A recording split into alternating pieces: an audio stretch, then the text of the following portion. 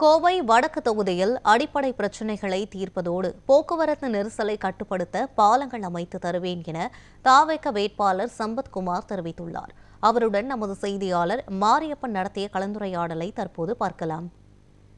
கோவை வடக்கு தொகுதியில் தமிழக வெற்றிக் கழகத்தின் சார்பில் மாநகர மாவட்ட செயலாளரும் கோவை மாவட்டத்தினுடைய பொறுப்பாளராகவும் இருக்கக்கூடிய சம்பத்குமார் தற்போது வேட்பாளர்கள் செய்திருக்கார். அவருக்கு உற்சாக வரவேற்பானது அளிக்கப்பட்டு வருகிறது. தற்போது நம்ம அவரிடம் இருக்கிறார். அவரிடம் சில கேள்விகள் கேட்கலாம். சார் வணக்கம். நீங்கள் வேட்புமனுக்கு முன்னாடியே நிறைய மக்களை பார்த்து சந்திச்சுட்டு இருக்கிறீங்க. அங்கே தொகுதியில் உங்களுக்கு என்னென்ன மாதிரி ஆதரவு இருக்குது, பொதுமக்கள் சந்திக்கும் போது அவங்க என்ன மாதிரி பிரச்சனைகள் சொல்கிறாங்க?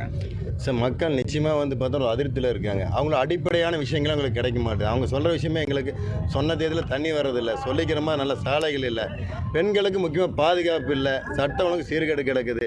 அதாவது தமிழ்நாட்டில் ஒரு 10 வருஷத்துக்கு முன்னாடி என்னன்னே தெரியாமல் இருந்த கஞ்சா கலாச்சாரம் இன்றைக்கி தெருவுக்கு தெரு எல்லா பக்கமும் குவிஞ்சு கிடக்குது. இன்றைக்கி குப்பை அள்ளுற கூட வேலை செய்ய முடியாமல் எல்லா பக்கம் வச்சுருக்கிறாங்க. இதெல்லாம் ரொம்ப மக்கள் அடிப்படையான தேவைகளே கிடைக்காமல் இருக்குது. முதல்ல அடிப்படை தேவையை மக்களுக்கு கிடைக்க வைக்கிறது என்னோடய முதல் கண்ணோட வேலையாக இருக்குன்னு நான் சொல்கிறேன் சார். அதில் முதல்ல செய்யணுங்கிறது என்னோடய கடமையாக இருக்கும்.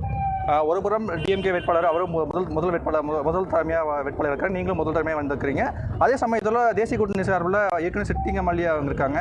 அவங்க ஒரு பவர்ஃபுல்லான நபராக இருக்காங்க. எப்படி உங்களோட வெற்றிங்கிறது எப்படி இருக்க போது, இந்த என்னென்ன மாதிரி வியூகங்களெல்லாம் அமைச்சிருக்கிறீங்க? சார், இன்றைக்கி தமிழ்நாட்டில் மக்கள் நம்பக்கூடிய ஒரே ஒரு தலைவர், ஒரே ஒரு கட்சி, ஒரே ஒரு தலைவர்னா எங்களுடைய வெற்றி தலைவர் தளபதி அவர்கள் தான். இன்றைக்கி தனி மனிதனாக ஒரு கட்சியை வழிநடத்தி இன்றைக்கி எவ்வளோ பெரிய கோடான கோடி ரசிகர்கள், கோடான கோடி தொண்டர்களை உருவாக்கிக்கூடிய ஒரு தலைவர் இருக்காருன்னா அது தலைவருக்கு தான். இன்றைக்கி தலைவரோட பேரை சொல்லி இன்றைக்கி வேட்புமனு தாக்கல் பண்ண போகிறோன்னு சொன்ன உடனே இன்றைக்கி கிட்டத்தட்ட ஆயிரக்கணக்கான தொண்டர்கள் இன்றைக்கி எனக்கு வரவேற்பை கொடுத்து எனக்கு உற்சாகமான ஒரு வழி செய்கிறாங்க.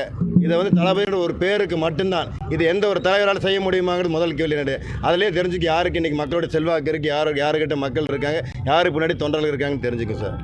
குறிப்பாக கோவை வடக்கு தொகுதியில் என்னென்ன மாதிரி, அதாவது எதை முன்னிறுத்தி பிரச்சனை பண்ண போகிறீங்க, என்னென்ன மாதிரி வாக்குறுதிகள்லாம் வச்சுக்கிறீங்க? ஸோ அதான் ஏற்கனவே சொன்னது போல் மக்களுக்கு அடிப்படை தேவை இன்னும் கிடைக்காம இருக்குது சார். இந்த அடிப்படை தேவைக்கு முக்கியத்துவம் கொடுக்கணுங்க. அதற்கு பிறகு நிறைய தேவைகள் இருக்குது. அதுக்கு பிறகு நம்மளுடைய போக்குவரத்து நெரிசல் மக்கள் ரொம்ப பாதிக்கப்பட்டிருக்காங்க. அதற்கு முக்கியத்துவம் கொடுத்து அதுக்கு உண்டான பல இடத்துல மேலடுக்கு மேம்பாலம் அமைக்க வேண்டிய பணிகள்லாம் இருக்குது சார். எல்லாமே அதுக்குண்டான தேவைகள் அந்தந்த பகுதியில் போய் அந்த மக்களுக்கு நான் சொல்லி அதுக்குண்டான வாக்குகளை சேகரிப்பேன் சார். அவர் கூறியது போல கோவை வடக்கு தொகுதியில் அடிப்படை பிரச்சனைகள் மட்டுமல்லாமல் போக்குவரத்து நெரிசல் இருக்கிறது. அங்கங்கே மேம்பாலங்கள் கட்ட வேண்டிய சூழ்நிலை இருப்பதன் காரணமாக மேம்பாலங்கள் கட்டித் தருவதாக உறுதியளித்து வாக்குகள் சேகரிப்பதாக தெரிவித்திருக்கார். கோவையிலிருந்து நியூஸ் 7 தமிழுக்காக மாரியப்பன்.